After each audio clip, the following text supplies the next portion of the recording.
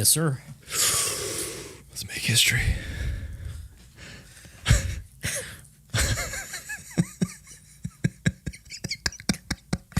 Might leave that in. You got to start it that Hello, way. welcome. It's HardLore time. How are you, Bo? Oh, I'm good.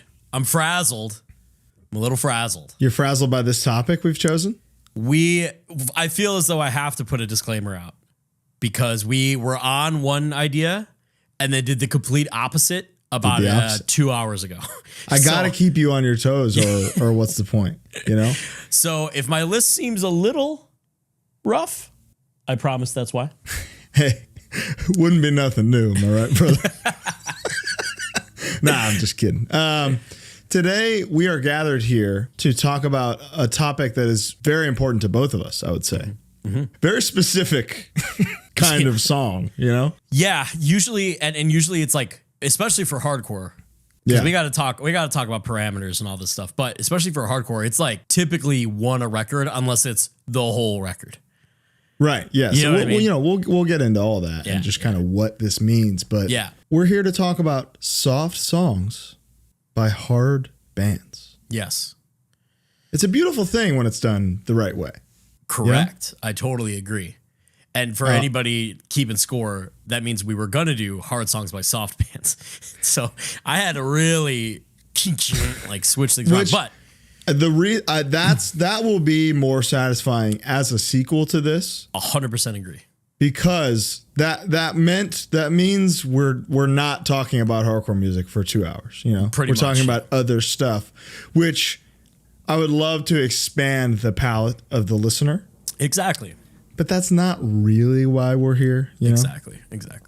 We're here to refine the palette of the listener and show them the way and show them that within hardcore music, within the greater spectrum of hardcore metal rock, it's okay to let your soft side shine every now and then. Sometimes it's the best. Sometimes it's the best song a band will ever write. So what are you considering? Let's get into the parameters. What's a hard band? A hard band, you know, something that is generally considered like aggressive kind. Even rock music can be hard. Hard rock has its own cafe, has a casino that I lose a lot of money at. It's a lot of things. You know, most of my picks are hardcore metal adjacent. Okay, yeah, good. I'm going to be on my phone a bit, but it's my list, you know. Sure. And you just made me think of one. So that's good. And I fully agree. I think like anything that really isn't like pop or even one could argue that like there's hard hip hop, but that's not really 100%. I mean, that's a different discussion for a different day. Hip hop is as hard as anything. Yeah. So that's not really what we're going to talk about. But then it's pretty much guitar music. It's palm muting music. Okay, I like that. Palm muting music. Yeah. Okay. I like palm muting music. I would love if you went first.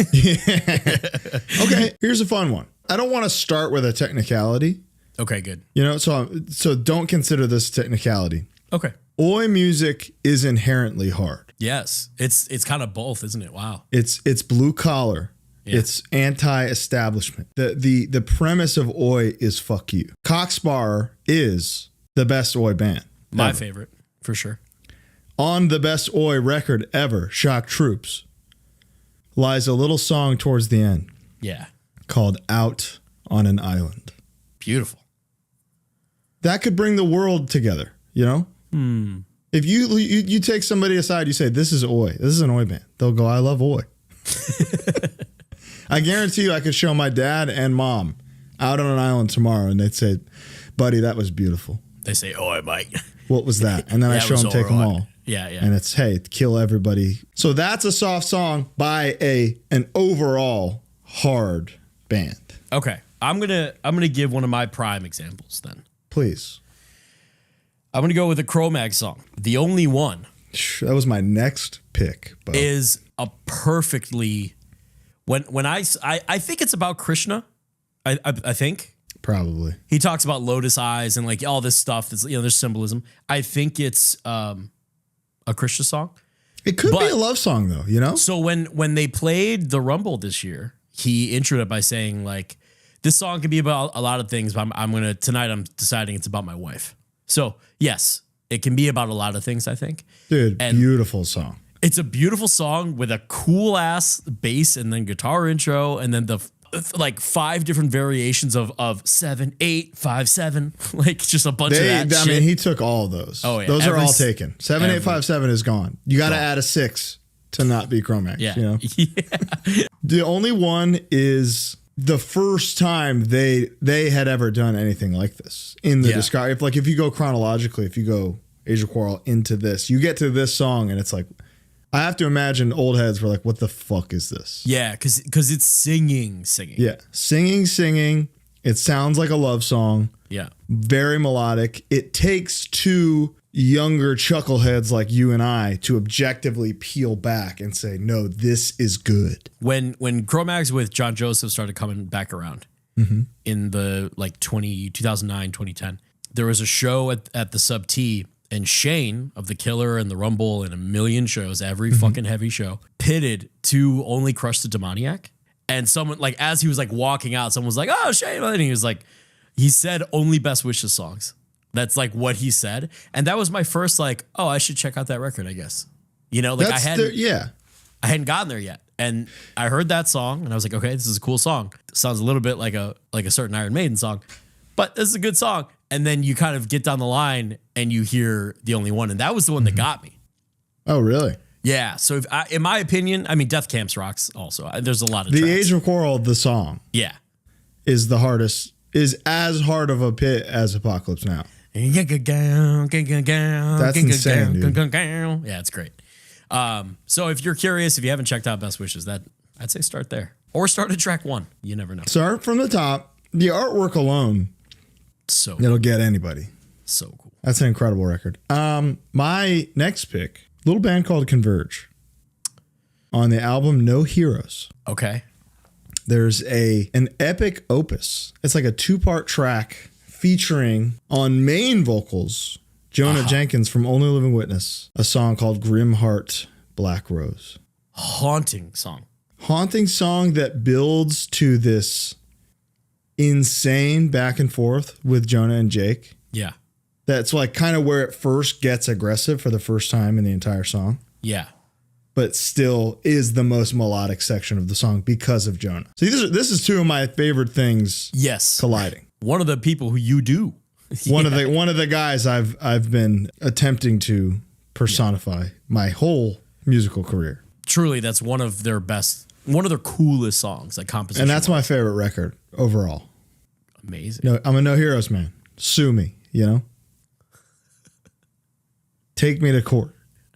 I won't. So what's fun for me is it can always come back to Youth Crew. And Youth Crew has a plethora of like kind of soft songs based on a genre of like pure like youthful aggression, right? Yeah, 100%. These motherfuckers got ballads, man. Some of them. And Turning Point, as I've said a million times, is like one of my favorites. The song Behind This Wall, it starts with an acoustic guitar and it's got like full on singing. Yeah. And it was I forget exactly how it worked, but it was of like a 3-part thing. It was the last thing they did before they either broke up or before Skip died, one of the 2. Was that, did that stray from the way that they sounded on that song? 1,000%. Okay. So like they were a band that would kind of like, maybe there'd be a hook and he'd get a little melodic, but never the whole song. Gotcha. There would be shouting 90% of the song. This song is the opposite. And the majority of it is all melodic and the instrumentation's great. The story is like, it's about building up a wall around yourself and wanting to reach someone who's behind the wall. So it's Pink Floyd's The Wall. It's that. It's about Pink Floyd's The Wall. It's a fucking awesome song. I've seen bands cover it and play the guitar part incorrectly, which always bothers me. Dude, how brutal is that? It's brutal. One of the main reasons that we cover Master Killer so often is because of the amount of times I've seen Master Killer butchered. I've seen Master Killer butchered by people who play in Marauder. Breaks my heart. Dig it down. It's that. Just do that. Yeah, don't do anything less than that. It's a tricky part. There's some stuff in there. Leo showed it to me, and it's out wild. there. Anyway, not enough about Marauder. Yeah. This isn't about today's not about Marauder, I swear to God. My next pick would be, there's a lot of Crowbar songs I could have chosen. Yeah. That is truly like for the true metal fan, the riff guy, the hardest emotional music in the world. Yes. Period. Yes. I chose, and this was tough because it's not a thoroughly soft song. Okay. But when you measure it to the rest of the discog and you listen to the lyrics, the lasting dose is like you and your boys are arm in arm, tears in your eyes, singing along to this song. This is the opening track from Sonic Excess. Okay. It's like, I think it's the most melodic Crowbar song. Oh, interesting. Especially in the context of opening an album. Was very ambitious. Being like, if you go from fucking Conquering opening one record, what's the first song on Broken Glass? Is it Broken Glass? I think so. It's unbelievable. It's super melodic. It's beautiful. It's powerful. It might not be technically soft. Like there's crazy riffs and it is still kind of aggressive and driving, but it is beautiful and it is emotional and powerful. With Crowbar specifically, it's like every song is quote unquote soft. You know what I mean? Yeah. While being the hardest, heaviest song. After by Oddfellows Rest, that was really the case. It was like, hey man, I like music, I swear to God. You know, whereas before, like Self-Titled and Broken Glass are like, dude, borderline hardcore songs on there. Conquering starting with do got by itself. Yeah. Tell me that's more hardcore than most things. And then by Oddfellows Rest, they found that balance of like, yeah, this is all insanely melodic, even the hardest songs.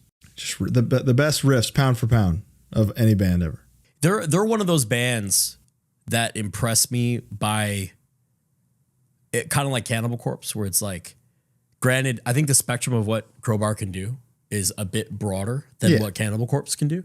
The fact that Cannibal Corpse is still exactly innovating by doing the same thing, it should be studied. Yeah. Who else? Who else is doing that? Nobody. Crowbar. That's Iron Maiden. Like, yeah. 100%. You know, like and those are, hey, like Bolt Thrower just stopped because they couldn't do it again. Yeah. They said, we can't do this again. So we're done. Here's the best one. Here's the best one. I don't have anything else. Crowbar will never say that. Cannibal Corpse will never say that. You know what? I'm bringing it back to Marauder. Now listen. The majority of the song is pretty heavy. Oh, you know, my God. But Find My Way on Five Deadly Venoms has, for anyone who doesn't know, please pause this and listen to this song right now.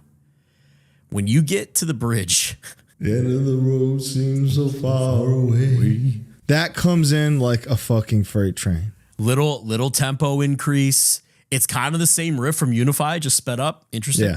Yeah. Dude, that part rocks and to me makes the whole song. What's interesting about that is hearing the Eddie Leeway demo version. Yeah. That is another like big singing part. So I wonder if Jorge, and maybe he'll be able to answer this on the show sometime soon, could give us some depth into whether or not, I want to know if he heard those Eddie Leeway songs and if he took any of that with him. Obviously, none of it is the same lyrically, but that part is very melodic. I mean, I guess it has to be. It's a slow, clean guitar section. But man, the LP version, good God. And do you know, like, because I know that some of that was like demo stuff and blah, blah. Was it recorded as a demo or is that just like. That's what I've heard. Right. Is that Five Deadly Venoms was like the pre-production and then it was a different band and then it was just Five Deadly Venoms. Okay. We'll find out. Yeah. Maybe. Totally. Maybe soon. Great pick, Bowen. Thank you. Amazing pick, even. My next pick We're gonna keep it in the state of New York real quick. Kind of, yeah. Some New Jersey in there too. But you tell me Into Another isn't hard, and I'll slap you in the face. You know, you're wrong. Even if I'm not, in the band themselves might be like, we're not really a hard band. I wouldn't slap them. I'd be like, hey, guys, you are. Whatever you say. But in the context of their smash hit debut LP, Ignore Us, Two Snowflakes. Oh. As the mid-album kind of breather. Yeah. Between the Madness. That's a soft song by an emotionally, powerfully hard band. Really My good. Love, I miss you so much. I feel myself melting again. I knew you were going to pick an Into Another song. Like, I knew it. Mm-hmm. And I didn't think it was going to be that one. Interesting. Well, dude, and we were talking to Jay on the Mind Force episode. Yeah. He brought up that this is the song they played when the pit got too crazy.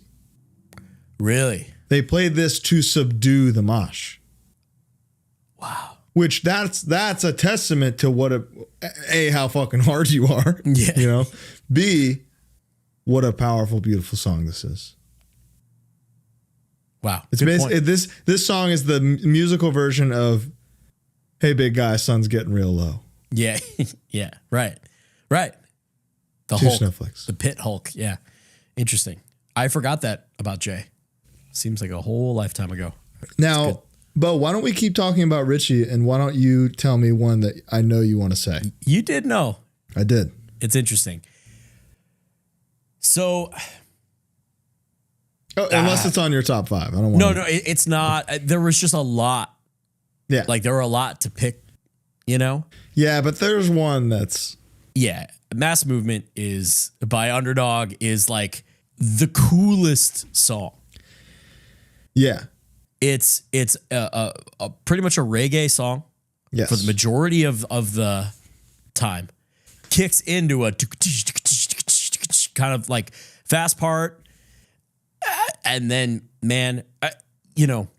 I knew about Underdog. I think I've told this story before, but I knew about Underdog, and then at Burning Fight when they played it, and there were people who were like slow skanking during the fast part because they knew that the it would reggae go back part into was coming back. Yeah, it was coming back, and when that happens, man, oh man, I think that Mass Movement is in the chart of hardcore. Like if you looked at like one of them like Time magazine like chart and graph of the timeline, yeah, Mass Movement has to be a little dot on the chart of like what hardcore can be.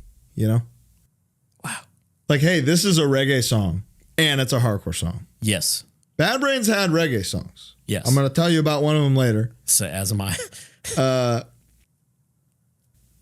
But this both at the same time as one thing in a way that makes sense and kicks ass and stands out amongst all their other material. Tough to do. And like somehow, because there's another song where he names kind of like countries in Australia, down in New Zealand, in America, and it's like another dub part. So like they did it. It's just like it's impressive to me that they were able to do that without it being like a crazy gimmick. Yeah, I mean, and the message of Mass Movement is everything. Is everything that we're saying on here every week. We hate one another, and I don't know why. It's amazing. Yeah, it's awesome.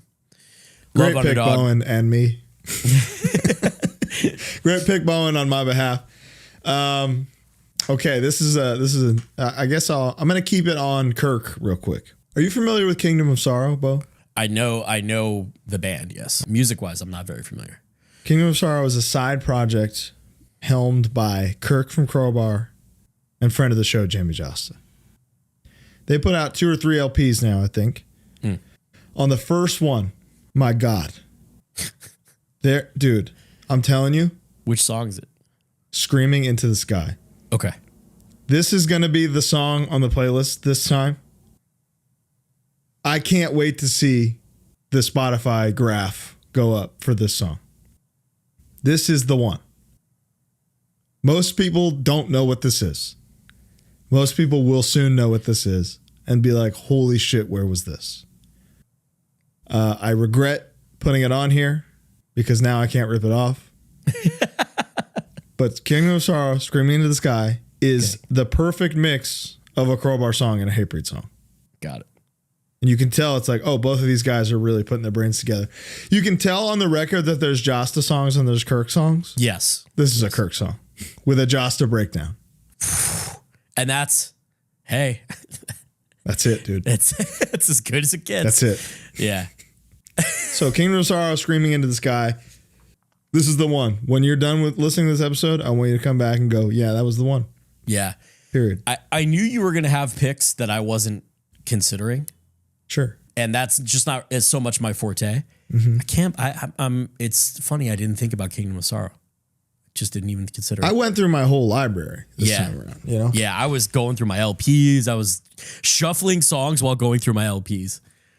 To me, this is the perk. This is another, no diss to Spotify, but Apple Music having my library I've been building since I was 15 years old on it, pretty convenient as part of it, as just one thing. That's a really good point.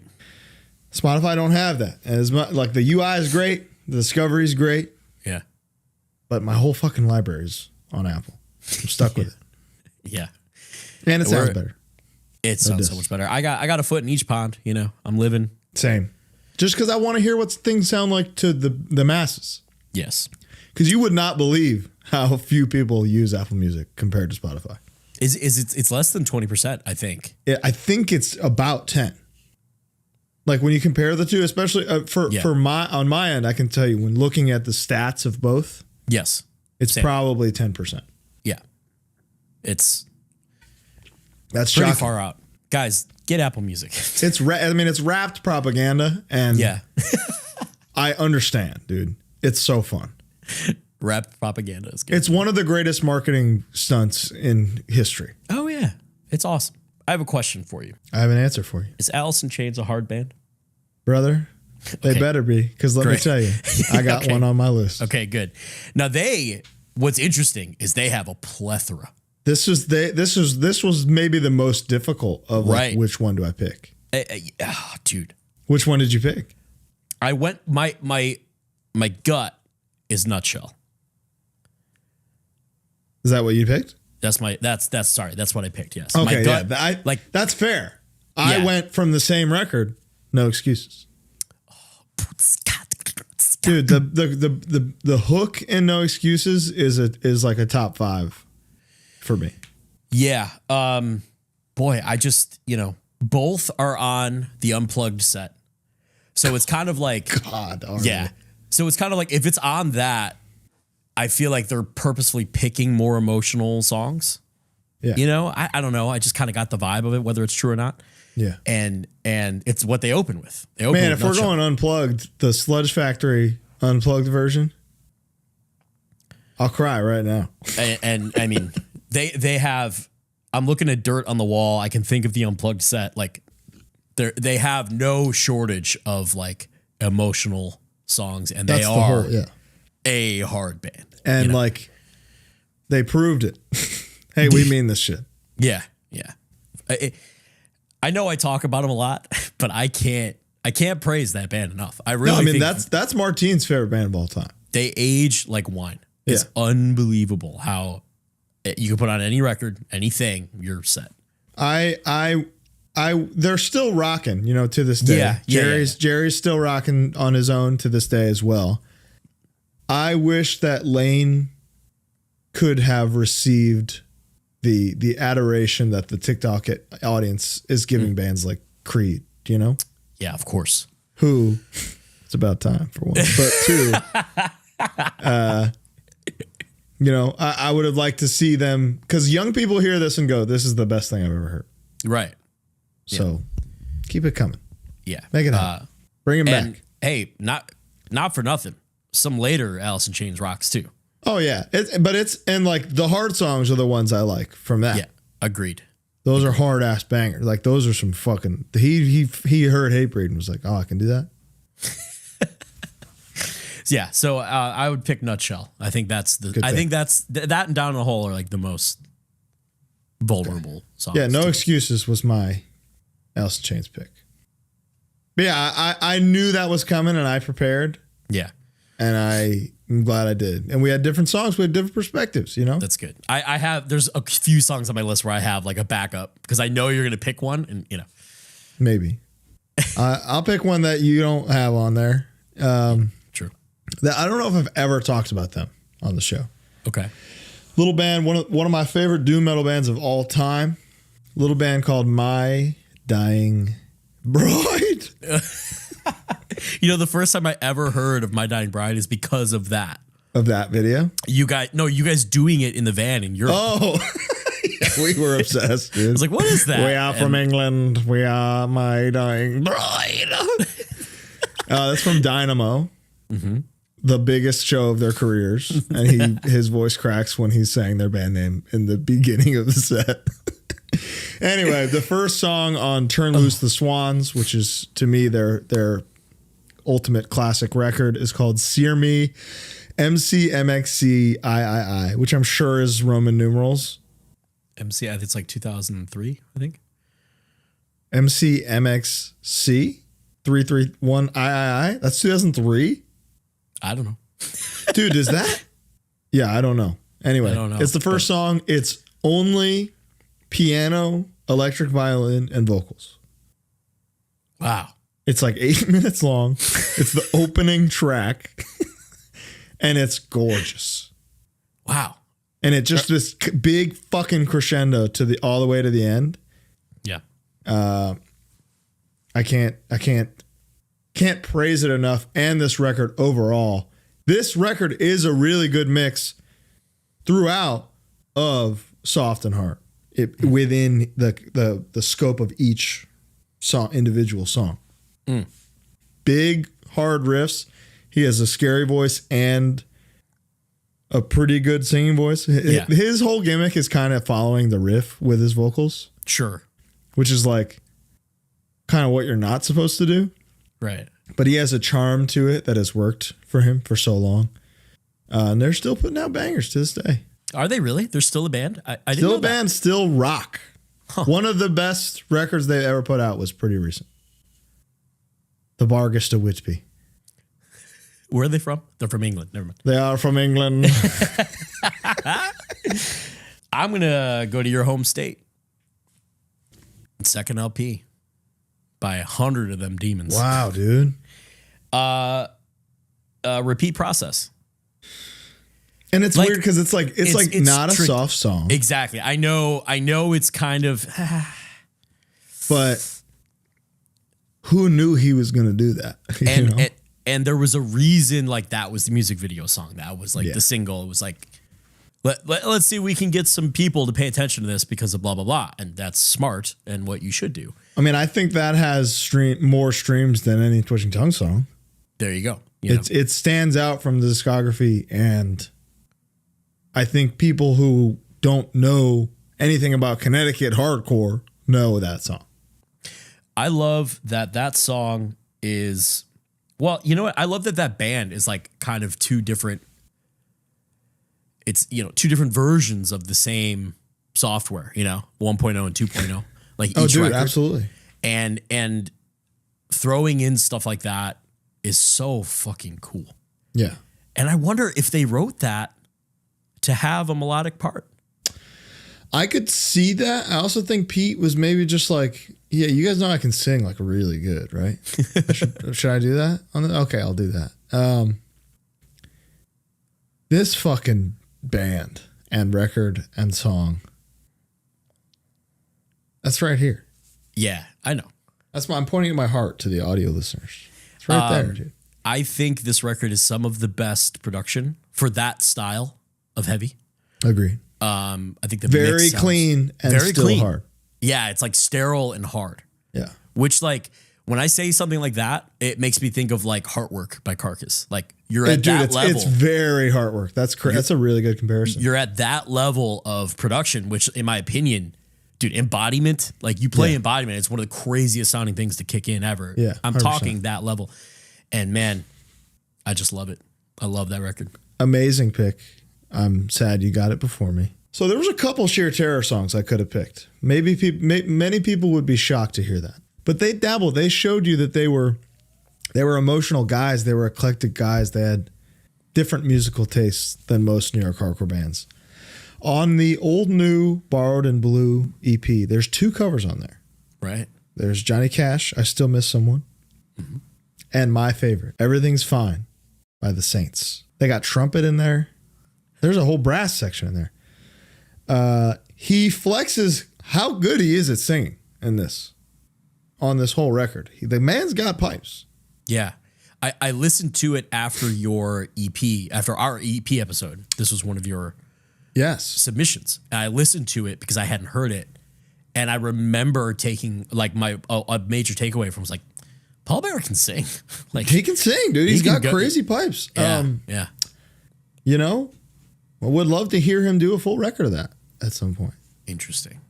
But yeah, this cover in particular, Everything's Fine, as a softer song by this classic Celtic Frost-esque punk band from New York, needs to be just, give it a shot. Yeah. You're going to love it. I remember being in early high school and having the Boys Don't Cry cover on my iPod. And I think it's live. It's live, right? Yeah. And he says like, last time we played here, there was like 50 million fights going on. Don't disappoint us. Disappoint us. Yeah. Robert Smith sucked my dick. It's like, whoa. And then they cover The Cure. It's and so then they good. covered The Cure. It was awesome. probably insane. It was probably a bloodbath. God. It's so cool. It's so Nobody cool. else was doing that. Nobody Who else can do is that? doing that. Yeah. Ahead of their time, truly. Hard band covering the softest song. And it's like, that would have Boys- been an easy pick. Boys Don't Cry, but Right. it is live.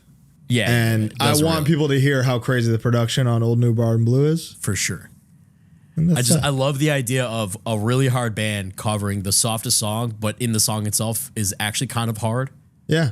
I don't know. It's just cool. It's just really cool. It's like a triple entendre. It really is. All right, what do I got here? I'm gonna do my Crowbar pick. It's my line check riff. I think it's one of the most beautiful songs. It's Planets Collide, and I know that's like their number one song. It's like their most. But played that's song. new. Yeah. And why is that, Colin? New people find things and gravitate towards different aspects of things, like Super Heaven's big track. I don't think that was a single on the album. I think that was just a track. It was a TikTok thing, right? Yeah. And that's like, I think that I think Creed's biggest song on streaming is now One Last Breath, which you even know that one, No. Yeah. See, you would think Higher and With Arms Wide Open. Higher, of course. One Last Breath is Hold Me Now. I'm 6 feet from. And which is an unbelievable song, but also, dude, the kids have chosen. They've made their choice. They've said, no, you were wrong. This is the banger. And you know what? Now that I'm thinking about it, I dabble in TikTok. I'm really not a TikTok head, but I'll go on there occasionally. You're on there. Dude, but it's been much less. I believe it. Believe me. Like over the last few months, I've just it's a lot to keep up with sometimes. There is a definite a sound tread where it's like the video you made of going to the Chase ATM. It's that. Yeah, I did that intentionally. And that is I bet you that's why. That's how it is. There's some. Yeah. It's like, I don't know if that's what happened with Planets Collide. Yeah, but like for instance, my wife didn't grow up a Crowbar fan.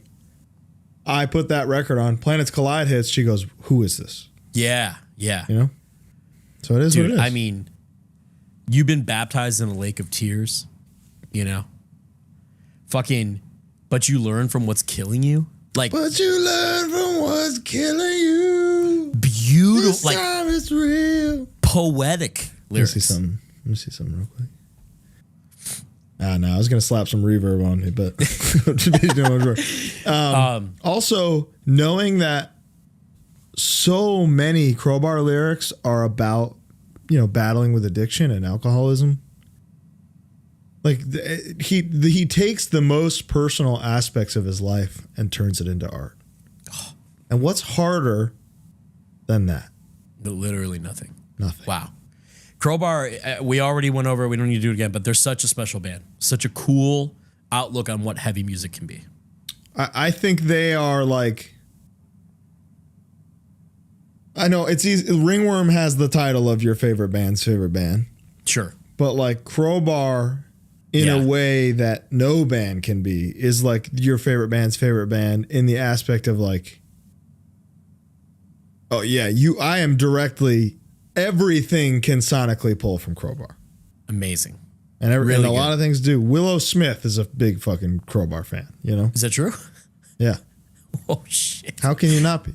Yeah. If you hear Crowbar, you like Crowbar. That's really what it is. Yeah. If you don't like Crowbar, it's because you haven't come across it yet. Right. Period. Profound. Period. Okay, my next pick would be... I can piss you off real quick. How about I piss Bo off real quick? Yeah. Oh. Now listen. Now listen to me. I don't talk about it on here a lot. But Bo knows I'm a big Guns N' Roses guy. Big time. And I think this song in particular, if Bo was in the car with me and I put this on and I mansplained to him a little about why it's so good, I think he'd come away going like, that was pretty good. You know? Listen, I can admit that on paper, Guns N' Roses is a band that I like. Yeah. I like the like dirty Hollywood trash. You hate his voice, right?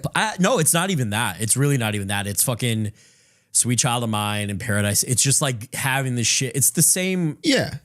I don't consider them like they're not on my top 5 worst bands list. They're not. Because dude, Slash as a riffer and as like Slash maybe has in all of music the best lead placement and memorability of any guitar player ever. Great guitar player. I love the thing where he wouldn't stop soloing and Michael Jackson got pissed. Duff is like a hardcore dude. Yeah, yeah. He's like awesome. I'm down. Like I said, on paper, I am down with Guns N' Roses. Well, let me tell you. Yeah. Do you know the song "Don't Cry"? I don't think so. Bo. I'm going to listen to the playlist that we inevitably make from this episode. I think you will hear this and be like, dude, this just simply rocks. Okay. It is a top. It is in general a top 5 ballad of all time for me, but Guns N' Roses isn't as hard as a lot of these bands, which is arguable. You Could Be Mine, dude. Hard fucking song. Anyway, that's not about this. This is not about that. This is about Don't Cry. This was hearing this as a kid. Yeah. I knew Guns N' Roses as the Sweet Child of Mine, Paradise City band. Of course. Where it was like, oh, they're rock. Yeah, they're just straight up. Yes. And this might have been the first ballad I ever heard. Truthfully. Wow. Before Fade to Black, before anything. Wow. Imagine that. And I was obsessed with this song. And there's 2 versions of it on Use Your Illusion 1 and Use Your Illusion 2. Upon dissecting the entire GNR discography, which I've done many times, as I've said, I'm a big fan. This is my favorite Guns N' Roses song. This is one of the best ballads ever. And I think it's so good that you at least wouldn't hate it. Yeah. So it's like, I consider Red Hot Chili Peppers like a collection of con men who tricked people somehow. Great musicians. Dude, they rock. Illusionists. You know what I mean? Great band. They Christian Baled and fucking Edward Nortoned their way and tricked people with magic tricks into believing their shit. They prestiged and illusionist both at the same time. I don't consider Guns N' Roses that. Okay. I give them a little more credit than that. I don't dig it. Dude, I think there's some I could probably make you a 10-song Guns N' Roses playlist where you'd be like, this is incredible. I'll tell you what, do it and I'll listen to it. Okay. I'll give it an earnest listen. Because, dude, I think the thing as a guitar player, you hearing where Slash puts leads, he'll insert a lead for 5 fucking seconds and you'll remember it for the rest of your life. Okay. It's 8 notes and you'll know. And I don't think anybody does that as well as he does. Like, I'll do that with them. I won't do that with fucking with the Chili Peppers, System of a Down, White Stripe. Like, I won't do that with certain bands. But Justice I will do for that the Chili Peppers. Great band. For the record. On record, HardLore approves the Red Hot Chili Peppers. What's your next pick? Here's a little tie-in. Guns N' Roses cover Attitude by the Misfits, which is dope. That's dope. That's all Duff. Doesn't Duff sing it? Yes. Yeah. So I'm going to pick a Misfits song. Think about it. The Misfits, in my opinion, are a hard band. Oh, 100%, dude. You know, especially early 80s. And especially, one thing I don't think people realize is like, if you look at like kind of candid, not on stage pictures of the Misfits back then, they're gimmicked up all the time. No, they had it dialed in immediately. They're to the point walking where around, it's like, how the fuck did you know that? They're walking around like small ass towns in middle America wearing bones and shit and getting arrested. They saw Clockwork Orange. Yes. And they were like, okay, we're going to do that, but skeletons. And they but lived scary. Yeah. Yeah. Every song is, I'm going to kill you. I'm going to fuck your mom. And aliens are here. They're real. Yeah. Now. And I'm not I'm not a son of a bitch. All right. That's the other ones. You better think about it, baby. So of their we've gone on and on about the Misfits. I think they're one of the most important bands to ever exist. Ever. Some Kind of Love. Some Kind of Hate? I'm so sorry. Some Kind of Hate. Which starts with some kind of love. Yeah, you know, whatever. Easy mistake. But easy mistake. But the that's like a Phil Spector like easy wall of sound pop song. I mean, it's all Elvis, you know? Yeah, of course. He took the Elvis root notes and rewrote them. That in particular, yeah, it's 4/4. Is man, I'm really sad we didn't play that one this year, but it's. Hey. I mean, hey, there's always next year. There's always next year. The thing, something cool about that song is that was one of the first songs I ever learned on guitar because it's pretty easy on guitar. I mean, most Misfit songs are pretty straightforward, but I remember my friend was playing and I was like, that's it? Yeah. I could do that. I can play a song? Yeah, exactly. And then the woe parts and then of course the fucking maggots in the eye of love won't copulate. It's like, what the hell? What the hell are you talking about, Glenn? Yep. Yeah, see? And now go to G. And then G is the fucking it's amazing. It's amazing. And there's a lead in it. There's a lead in it. It's an awesome song. It's a perfect song. And it's like a little boppy love song. I have no idea what he's talking about. It's a 50s doo-wop song that like they put on like 45 by accident, you know? Perfect, Colin. Pardon this interruption. I've got something very important to say. I'm so thirsty. Bo, are you? You know what?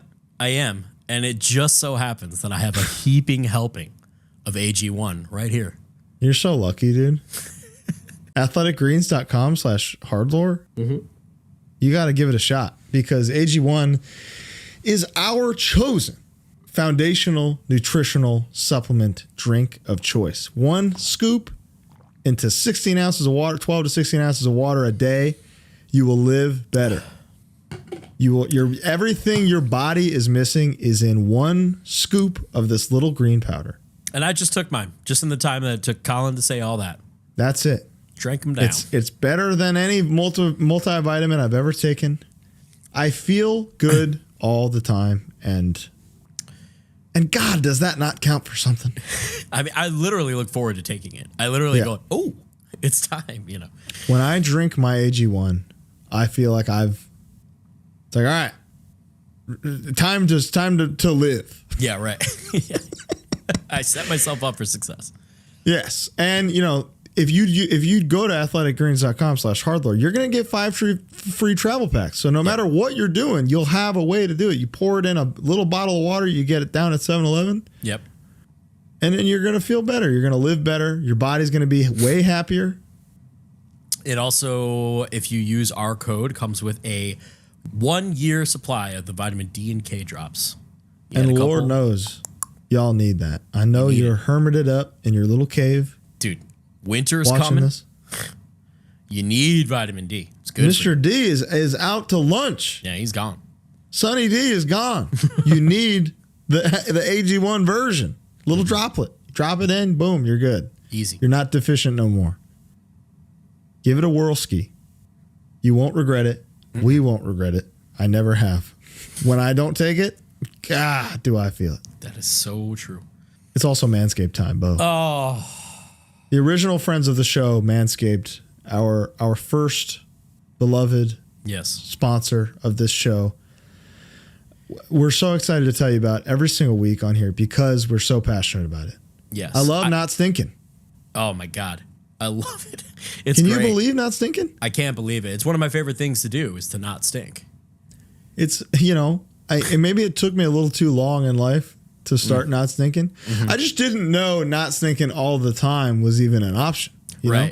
There's always I thought you had to stink sometime. Mm-mm.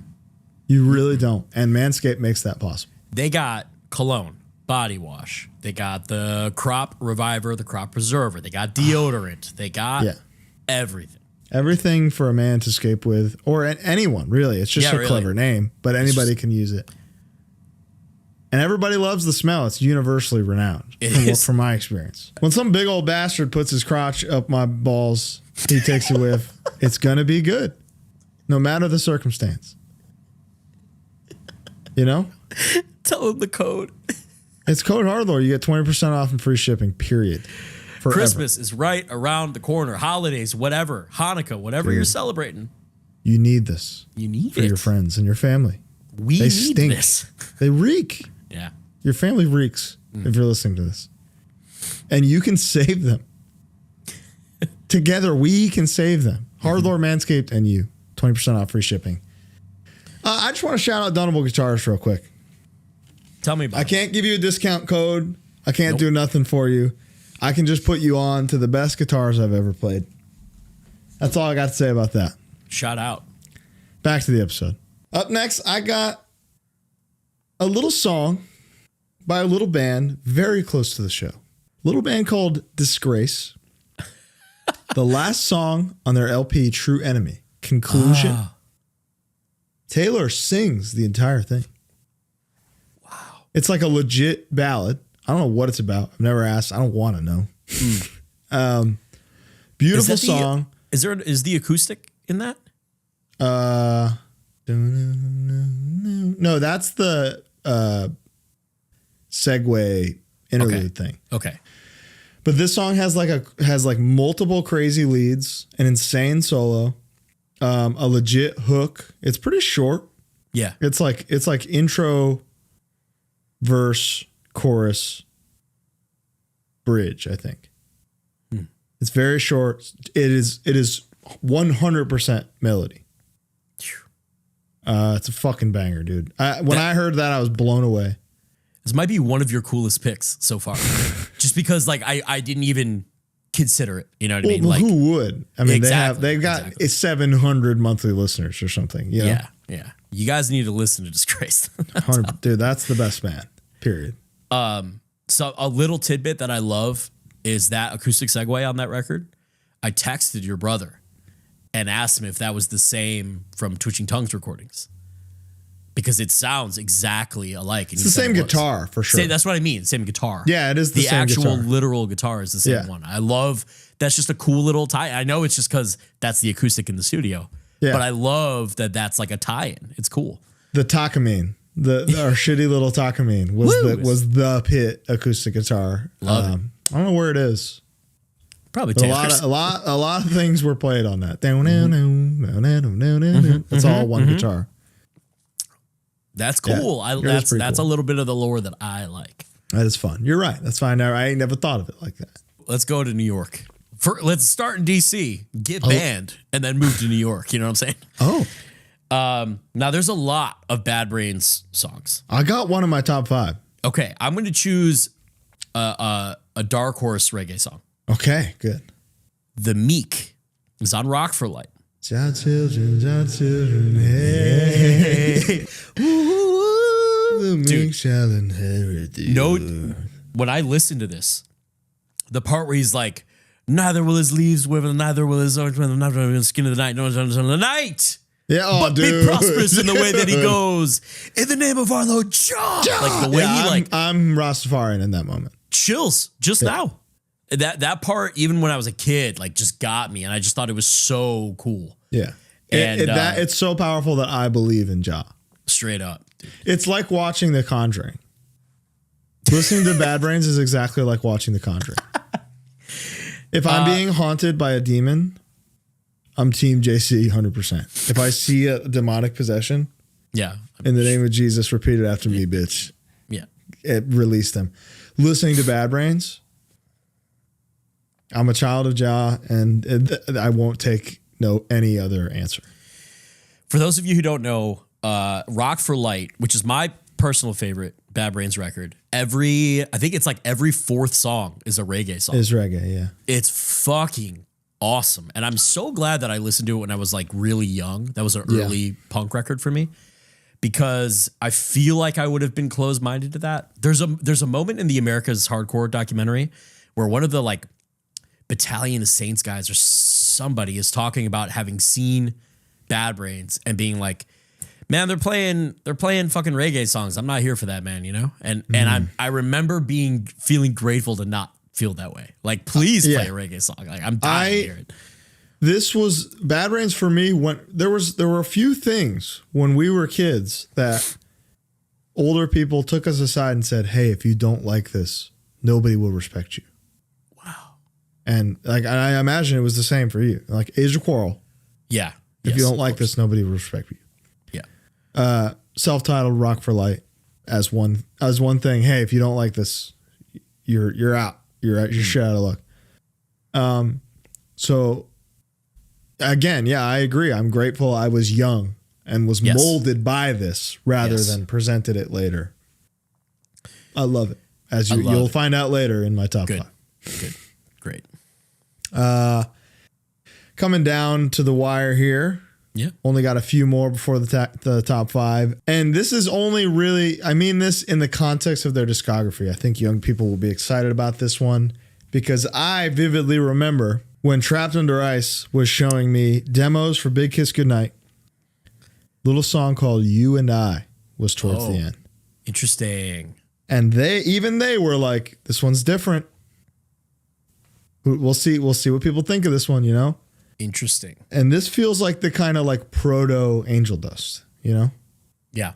This is like the blueprint of what Angel Dust could be, where it's like a kind of thoroughly melodic love song in the context of this perfect generational landmark hardcore album. You have often said, and I'm sure Scarhead is going to be later on in what we're talking about, but you've Scarhead? said Crown of Thorns. Sorry, Crown of Thorns. Yes, you said that Crown of Thorns were like emotionally very vulnerable and very, I don't want to say soft because it's literally hard to even listen to, but it's you know what I'm saying. Yeah, and I would imagine that Justice feels the same way because I think the similarities in even their fully heavy songs. Yeah, I had them playing while I was like setting up, trying to see if I could pick a particular, and I was like, these are all too heavy for me to say as a soft song, but I forgot about the deep cut. That's a really good pick. Yeah, it's like a tender, emotional track, especially when you look at the chronology of their discography. This would surprise you if you were a new listener getting into them now. Maybe not because music is just so different. But I can tell you at the time, this was like kind of a shocking thing for them to do. Interesting. And I loved it. I was all in immediately. Yeah. That's one thing that's probably feels good for a lot of bands is like when they do their like kind of experimental stuff, they probably are like, I bet Colin would like this. You know, like I hope so. I hope a melodic thing is like that's out there now, you know? I bet we got Colin with this one. I hope so. If you're listening, you got me. Do something weird. Here's one by my favorite hardcore band. Worst song they ever did. And there's meaning behind this. My favorite Youth of Today song is "We Just Might." It's all a song about. It's a song about literally, fighting drunk people at a show or whatever. The chorus goes, "You say you want to fucking fight, we just might." That's the now. They re-recorded Pretty cool. on Break Down the Walls, and they renamed it "Time to Forgive." And it's undoing everything that "We Just Might" was about. Oh. And I say, because I think we just might not listen to that one. Yeah.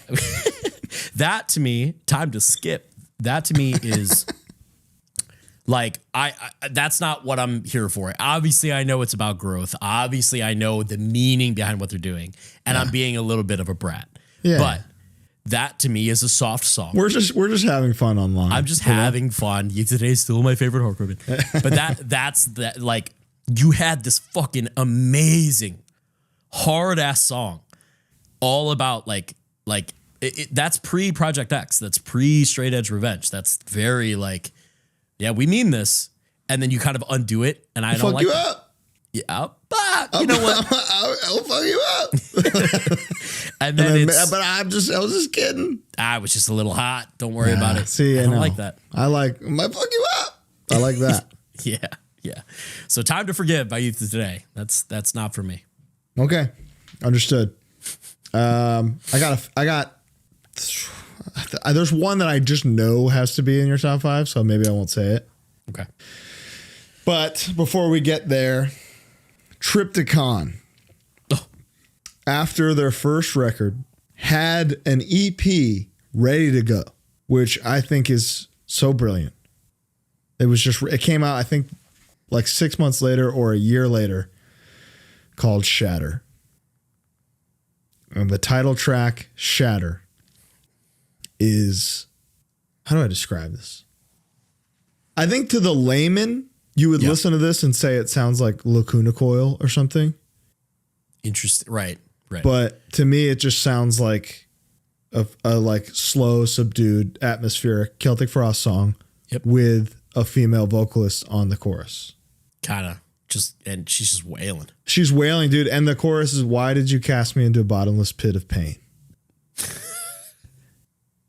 And like, that's as Celtic Frost as "Only Death Is Real," And who can't hear that and take something from it, Yeah. Did I ever tell you that Taylor showed us the Trypticon? The first thing? I feel like, on the European tour. On the European tour, and it changed the trajectory of the band. I know. Quite literally, Trypticon. You guys went home and went down. Yeah. Trypticon and Tom Warrior has a way of writing music that is all these things happening at once. Yeah. Where it's heavy and hard, but like pretty and soft at the same time. Mm-hmm. And that's really difficult to do. It is. And I think, like, I could have said "Dying God Coming into Human Flesh," That's a beautiful song that is soft until it's not. Yeah. Shatter, Trypticon was like was the reset button for Tom. It was like, hey, this is, and the name Trypticon, maybe one of the best band names ever, I think. Why is that? So Triptych, I feel like we've talked about this on here before. I don't know this, so I don't think so. Well, Triptych is a 3-part piece of art. Hellhammer, Celtic Frost, Trypticon. Oh. It's part 3 of his painting. Oh my God. Genius. That's amazing. I never knew that. It's brilliant. So the first LP is the reset button, but it's very much like, hey, here's Monotheist, way fucking better and way harder. Right. And then immediately, hey, here's a whole different thing than what you just heard, and it's just melodic. But huge. Huge. Yeah, sounds awesome. Shatter. Check it out. Can anyone else do the fucking like he? No, I've tried and it don't work. Yeah, it doesn't work. I know. It just doesn't work. Doesn't work. Yeah, it doesn't work. Fuck. Yeah. Boy, I'm wondering. I might have one more. Yeah, I'll do one more Youth Crew song. And then I'll start my top 5. Yes, sir. On Bringing It Down. Okay. Judge have a song called Like You. And it starts with like, it actually kind of sounds like Integrity. Like what Integrity would eventually do. Yeah, that bridge can be made a lot between Judge and Integrity. That's like, they're right there. I agree. And kind of like it's like a clean guitar part with like a like over it, you know? Fuck yeah. And in that, there's like Melnick Brothers to me, but it's just like, it doesn't. Yeah, I mean that literally you just sang the Armenian persecution lead. listening to the beginning of this song, and it's very, very similar. Yeah. Like You is kind of, it's not soft the whole way through, but it's the only song I think on that whole record where there's like full like a ring out chord. It's like a banger, dude. Bang. It's a great song. It's funny. I go back and forth with Judge about whether it held up or not. It absolutely held up. You know, I think the legacy argument can be made, but whatever, dude. Like until United Blood 15, 16? Yeah, 15. Yeah. They were like the fourth band somebody told me I had to listen to. Interesting. It was like, oh, you're a straight edge too? You got to listen to Judge. You got to listen to Judge, yeah. Judge had a shirt and Hot Topic, you know? Totally. Yep. Judge rocks. So I landed back on this holds up. Bringing It Down is unbelievable. 100%. It's incredible. It's perfect. So yeah, Like You by Judge. Great pick. And thus begins our respective top 5s for this little category we've got going on. My 5th favorite soft song by a hard band from the great state of New York, band called Maximum Penalty. The song is called, and this is maybe going to be the biggest tragedy of this playlist, that this song is not on streaming. Oh, fuck. I listen to this song every single day. YouTube? Yes. Or the Plex thing, you know. Yeah. At some point, every single day, I put on Could You Love Me by Maximum Penalty. It's heartbreaking and relatable and so fucking catchy. I can't sleep at night. I need you to hold me tight. Could you love me? Who don't feel that? Yeah. Who hasn't felt that strongly at some point in their lives? Who put that record out? Why is that not on streaming? I don't know. It's unacceptable. I'll look into it. But it should be out there. And Maximum Penalty is one of those bands that were like this kind of, not like a well-kept secret, but it was like a if you know, you know type thing until Grand Theft Auto. And then All Your Boys was on there, and that was awesome. And then they put out Life and Times, which is like one of the best comeback pieces of music ever. Before that, though, was Super Life, which features Could You Love Me? Yeah. This beautiful, beautiful, rocking ass, soft, kind of like punk rock song. Is how I would describe it. Is like, this holds up. This is like, it sounds like fucking like a Rancid banger, you know? Interesting. Unbelievable song. Baker, he was Max Penn, baby. Yeah, he was early Max Penn. Yeah, he loves him. That was, I was thinking was going to be on your list. I'm going to go, let's see. I didn't put my top 5 in order, which was foolish. Okay, I'm going to do this one. I pulled from the audience. I used the lifeline.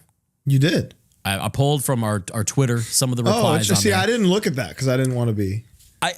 Just, you know, again, because I had a gear change, I figured I was forgetting something, and I certainly was. Okay. Little song called Suicide Note Part 1 by Pantera. You know what's interesting about that, Bo? What's that? That's my number 4. You're kidding. Look at us. Synced up. Describe this song, Colin. It sounds like a 36 string guitar is playing with like such perfect, beautiful precision. If somebody told you, yo, Dime played a 36 string on this. Yeah, just. Would you say no, he didn't? Or would you say that's crazy? That's the craziest thing I've ever heard. Yeah, that's insane. But yeah, that makes sense. No wonder. Yeah. He's talking about like cheap cocaine and like pills and shit. And I don't, obviously, if you don't want to kill yourself a little bit, we probably have nothing in common.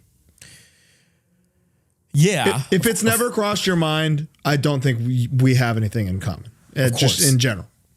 And is it the chorus or is it the pre-chorus? Take the pain away. Well, with the scars on my wrist to prove I'll try again. Prove I'll try again. That's the end of the chorus. Dude. Try to live through this night. Try to die. So Zakk Wylde recorded a big like crazy polished cover of this song way back when, which is why when the reunion got announced and it was Zakk Wylde on guitar, I was like, yeah, that it has to be. I think he's the only person that can cut it. Yeah. I mean, there's a video out there that I've seen of when Dime was still alive, Pantera's playing, and it's on like the last record, where Zakk walks out with a pit bull on a chain on stage, hands the chain to Dime. Dime hands him a guitar, and Zakk just shreds a solo. It's one of the coolest videos I've ever seen. But this song is, dude, it was Down. Correct me, I don't know the timelines very well. Was Down existing at this point? Because it's on Trendkill, I believe so. It's on Trendkill, which was 90. Oh no, I'm never wrong. Cowboys from Hell is 90, right? Yes. And then you better Far Beyond Driven was fuck. Wow. It was 90, right? Cowboys from Hell was 90. Uh-huh. And then it was Vulgar, which was 92. And then Far Beyond Driven, 94. Trendkill might be 95. Is it 96? Yeah. Okay. 96. Every 2 years, baby, they pumped them out. God damn, good for them, man. It's unbelievable. And that's while touring and loaded up on every drug you can find.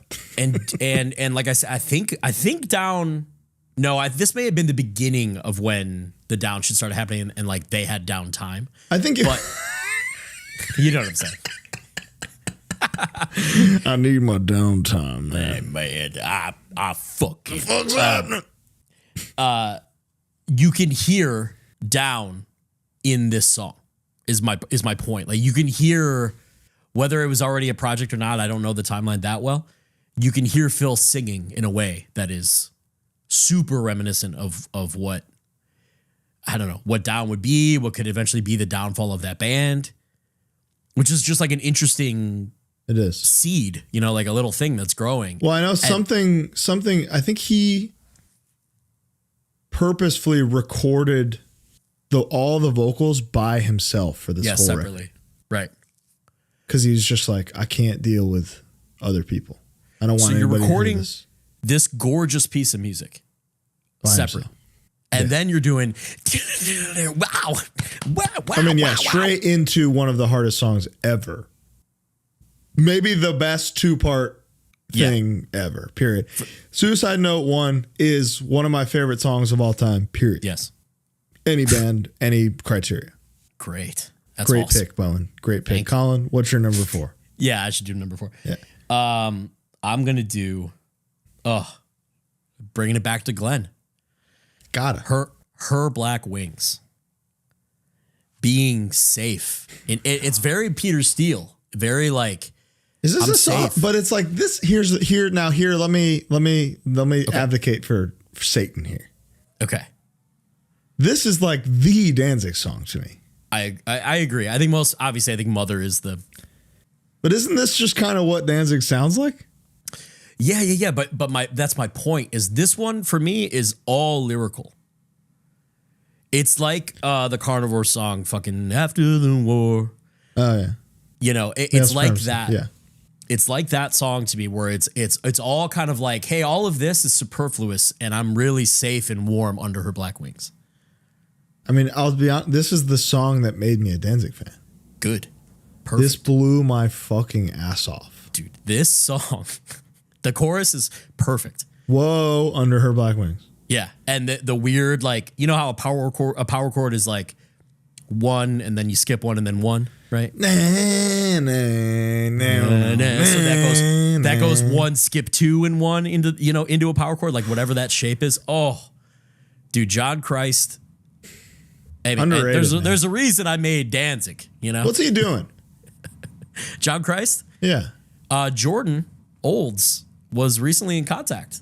I don't think I'm even talking out of church. I don't know if he's doing anything, but you might want to ask Jordan. Damn. Yeah. Bring him back, dude. I bet he's still got that guitar. I bet he's still got those riffs, dude. Oh, man. Yeah, Under Her Black Wings. I always say Under Her Black Wings. But, man, I remember one of the first times I saw Danzig perform, and this may have been a Johnny Kelly and Kenny Hickey lineup. And it was when they were a 5-piece, and during the whoa, they fucking turn on the house lights and everyone's going whoa, and it's just like so fucking awesome. That's the track. That's the Danzig track. That's my favorite Danzig track for sure. Good pick. Great pick. Thank you. My number 3, Bad Brains. Different reggae song. Much more obvious one. The one I'm sure you wanted to pick. I Survive. Oh. How is this not what? Yeah. Like if I'm a reggae label, I hear this and go, hey, I'll give you $1 million to just do 10 of these. Yeah. Make 10 more, please. 9 more. This is I don't even know if I like reggae, you know? Right. But I like whatever this is, so maybe I do. This song has the hook, the chorus. Yeah. I will never try. Listen, no, not high.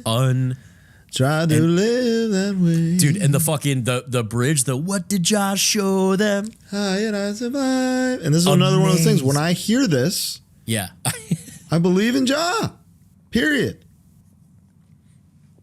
Amazing song. I know we've brought it up on here before. I think, you know what's funny? I think of like that generation, the Bad Brains are the ultimate band. Like that was everyone's favorite band. Yeah, the Cromag's favorite band is the Bad Brains. Exactly. Minor Threat's favorite band is the Bad, you know what I mean? It's just like one of those things. So it is really Beastie interesting. Boys' favorite band is the Bad Brains, dude. Yeah. Exactly. So it's really interesting to see that and to realize like, oh, they were also like renowned for their musicianship. Yeah. Prolific songwriters, great performers, and like actual punks. Actual punks who followed no mold whatsoever. None. I would believe you I would believe them if they said we had no influences. We just made what we liked. I'd be like 100%. I believe you. Unbelievable. Yeah. God, that's cool. It's one of the best bands ever, period. Yeah.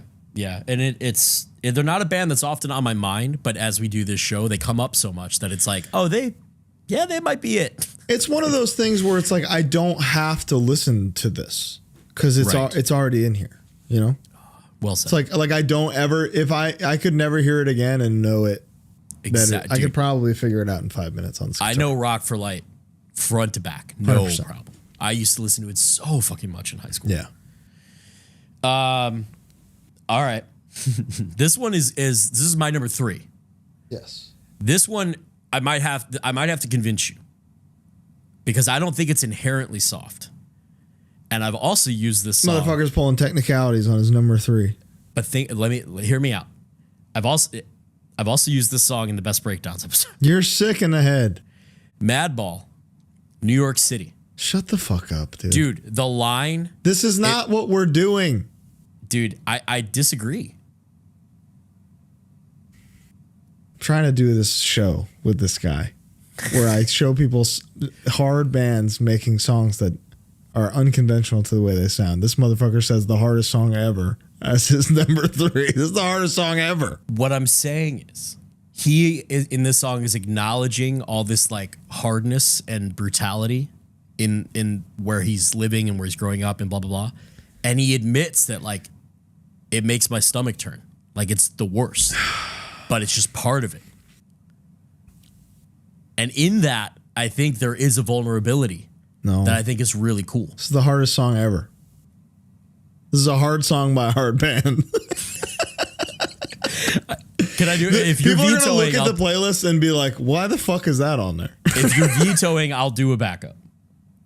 Fine. It's funny. I think people will listen to this and be like, there goes Bo again. So I'm happy to leave it in. All right. I'm going to do one of my honorable mentions just because then. And this one's also pretty funny. So for number 3 honorable mention then. Black Sabbath. Sweet Leaf. Oh. A song all about love and weed. That's not what I thought you were doing. Yeah. All about love and weed. And just saying like, when I first met you, I didn't realize how fucking cool you were. And it sounds like a love song about a chick. But it's all about weed. It is. And her name is Mary Jane. Mary Jane. And like, cool song, the fucking oh, I love that. You know, one of my favorite like ad libs, even though like, you know, it's just Ozzy, but like him saying crying out is like unbelievable to me. Yeah, Mark Morrison heard that and was like, holy shit. Yeah. I got an idea. Oh my God. That's not the song I thought you were going to pick, and that's so funny. Because Black Sabbath are like ballad gods. Yeah, of course. But what's funny about like Changes is people fucking hated Changes. Is that true? Big time, dude. How did people feel about No More Tears or My Mom Coming Home? I think by that time, you know, that's Zakk Wylde, Ozzy. It was just like you knew what you were getting. That's borderline what you want from him at that point. You know he's going to rock in some way. People had accepted and embraced things like Changes by then. That was 1990. Copy. Gotcha. So music had changed by then. That was a smash hit, Mom, I'm Coming Home.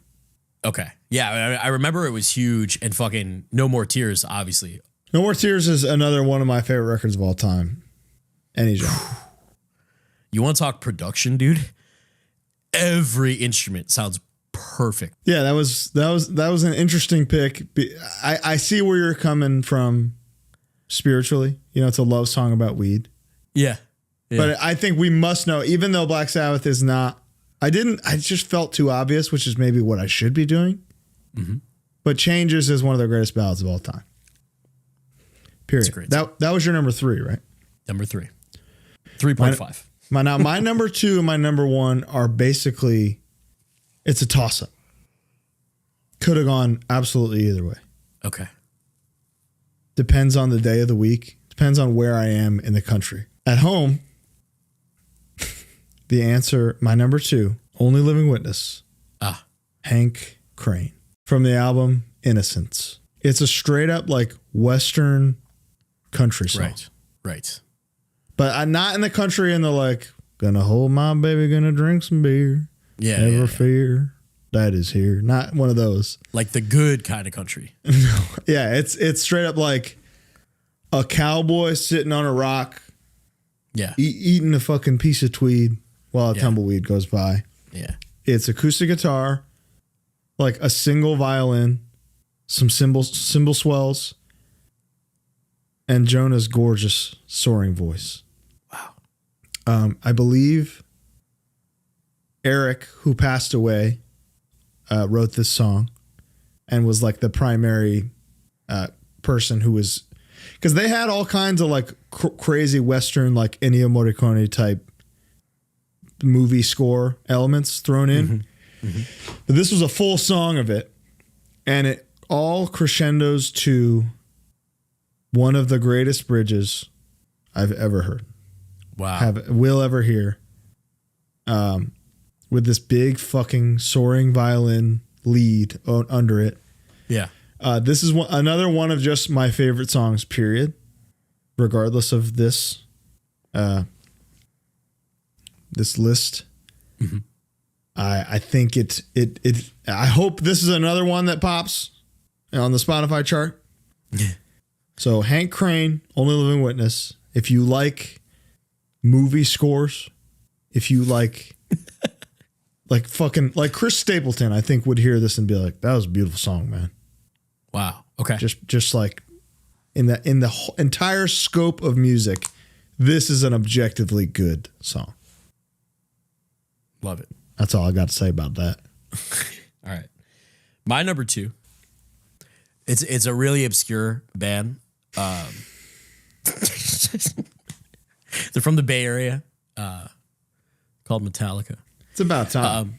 Yeah. I mean, of course. And look, there are obvious answers. This isn't number 1?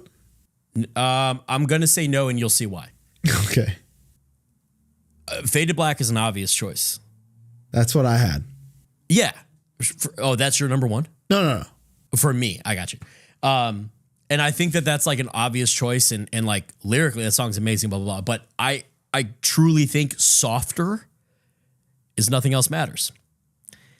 And that's a radio ballad. That's a song that I fucking like.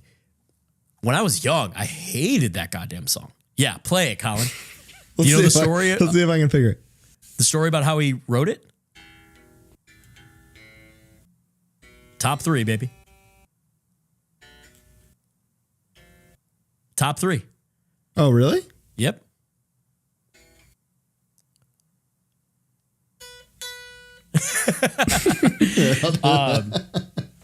He was on the phone with a girlfriend at the time, and he was just strumming. E, G, B, E, B, G. Oh, that's all it is? That's all it is. Oh, my God. And something came to mind, and he went, I'll call you back, and wrote the song. Wow.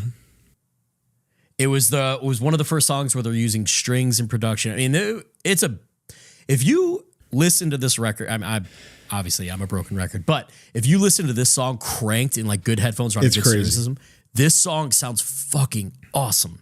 And this song is all about like, hey, I've never opened myself this way, but I'm really glad that we're doing this journey together. You know, it's like a song about the boys. It's a song about Lars. It's like, it's a love letter to Metallica. Yeah. I feel like, I mean, this has like, oh, we should do a whole album of this orchestra type shit. And do you know that's why? Wow. There's a version of this song that is just James, a guitar, some percussion, and then just the string stuff that they showed the dude whose name I forget, who composed S&M. Wow. And he was like, oh, that's really cool. Why is it so quiet on the record? And they were like, we've been meaning to talk to you about that. I thought we could maybe do something. And like, then they came up with S&M. Wow. That is the domino. Wow. This song, I mean, I'm a Fade to Black man myself. For sure. I won't deny the amazing. The verse riff. Yeah. I could never play that. I know that you can. It's easy. I can teach it to you. I can teach it to you. It's easy. It's A minor. Easy. I don't know what that is. I'm a minorly proficient guitar player, and I don't think I could do that. That's one of the best things, man. Holy shit. But Nothing Else Matters is so much more simple, and I think that's why it hits so hard. Yeah. Yes. And it's kind of like a weird, like I don't even like circus. The silliest lead they ever wrote. It's but then the fucking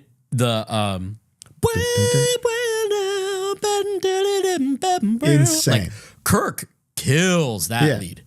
One of his best. Listen, if you're listening to this, Kirk, I need the Dark Blood pedal video. Please bring it back. Undelete it, please. For the love of God, we have to showcase this video. Kirk, I need people to see this. Kirk, please. Kirk. It's okay that you did this. It's okay. It's fine. People need to see it. We all make mistakes. We all do funny things that we don't mean to do. I do it constantly. Every day. For context to the listener, Kirk Hammett had a custom guitar pedal built. But it was a prototype for his guitar pedal line, is an important detail.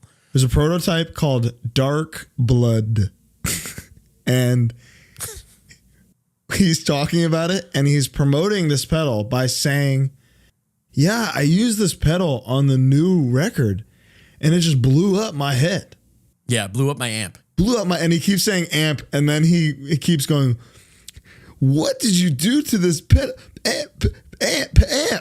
When he's telling the story, like he's selling the pedal by saying it exploded his amp. Which, like, if you don't know anything about guitar stuff, or if you do know anything about guitar gear, no, it didn't. That didn't happen. That's never happened. Oh my god, it's so funny. And he's so enthusiastic about it. You guys should buy it. Like what? Like this fucked my shit up. You guys need this. Trust me. And he's basically like, if I ever need to sound like crazy, yeah, I use this. It's like that's a tube screamer. It's so cool, and he's the best ever. He's the biggest guitar player of all time. We need it. He's so cool. Anyway, Dark Blood, I need it. Kirk, bring it back. I love you, man. My number one. My number one, this should be obvious by now, because like I haven't said it yet. Maybe not obvious to you, but obvious to many listeners, being like, I'm pretty sure Colin loves this song. And they would be right. Little band from New Jersey called E-Town Concrete. Yep. It is a soft song musically, but in every other way, it's the hardest song of all time. It's called So Many Nights. When I was doing my Twitter reviewing to see if I could find it, that was mentioned a lot. Was it? Yes. So I think people know your brand, I think. People get it, man. They know what I'm about, and I'm about So Many Nights. There was, I think, only Return of the Mac have I listened to as many times consecutively in a row without stopping. Really? I think there was a 3-day period where I listened to So Many Nights and nothing else. What year would that have been? 9th grade, probably. Okay. So I was 14 years old. This is one of my favorite songs of all time. I can't relate to a single thing he said. He says, like my parents were divorced, but they were pretty amicable. My dad was awesome. But cast your judgments, cast all your stones, holding my hand, holding on to everything I have. It's a universal message said in a not, it's a not universal message sung and expressed in a universal way. It is one of the most expertly crafted, soft, hard songs I've ever heard. And the fact that he got that personal on this, like, I guess ballads are when you do that. Sure. But the idea of E-Town doing a ballad to begin with is insane. And it being this good and sounding this good is insane. Interesting. But those that know E-Town know they're some of the baddest musicians in hardcore ever. First time I ever saw him was at Furnace Fest. 4-piece band. Could you believe it? Watched them together. Couldn't believe it. Time to shine. Live good recording. Yeah. Wow. Any band that does that deserves to be commended in some way. Yeah, it's a little extra star there. It is an extra star. To record live is to, you're real. You can do that shit. You pulled that off. There's no way in hell this one was live. But it's live in my room every time I put it on, I'll tell you what. Interesting. No Crown of Thorns. I don't think that any of those songs, I approached this differently than you. Yeah, I clearly, yeah. I don't think those songs sound soft. Gotcha. And I don't think what he's even singing is necessarily soft. That's how I kind of approach it. Yeah, I mean, and that's fine. You regardless of sound. Yeah, I went for like, hey, this is outside of our comfort zone. We're trying something else. Okay. If it works, it works. If it doesn't, it doesn't. Which, to be honest with you, this has happened to us a couple times where like we kind of interpret the task differently. I enjoy that. Yeah, that's fun. It's like a fun, no Life of Agony either. I don't think any of those songs are soft. I think the emotion in them is inherently so too hard for me to think that there's anything soft about them other than the cover song. And almost most surprisingly, no of my number one pick, which is Typo Negative. Again. You don't think Love You to Death is a soft song? I do, but you have to remove, like, in the context of the first 3 albums, yeah, sure. That's like the first time they ever sounded like that. The opener, and that's why I chose it. But the overall arc of the band, sure, they're as soft as they are hard in general. Interesting. But I'm not going to argue that because I debated putting it on here. Okay, good. And that is like really the track 1 on October Rust is like, hey, this is what we sound like now. Exactly, it's a statement. Yeah, because you have. Yeah, and that was the song that made me a Typo fan. Wow.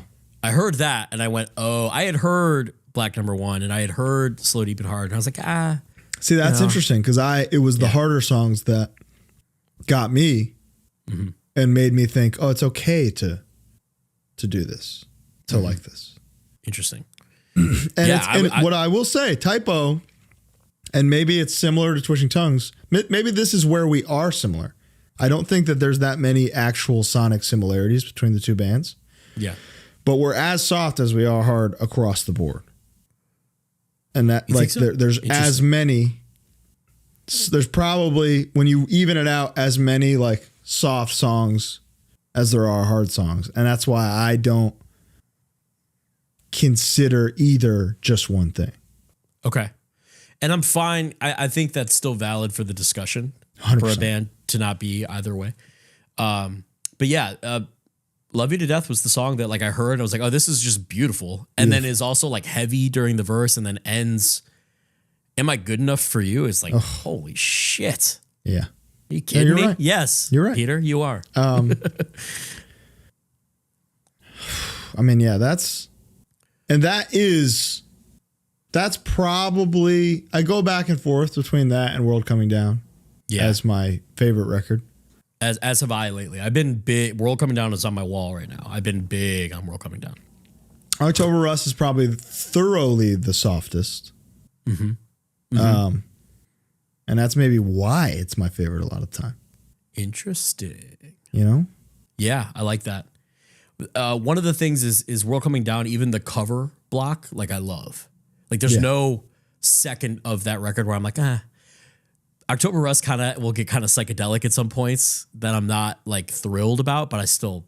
Yeah, the late Beatles stuff on there is like, okay, I get it. Yeah, exactly. I know what you're doing. I know what you're doing. Yeah, exactly.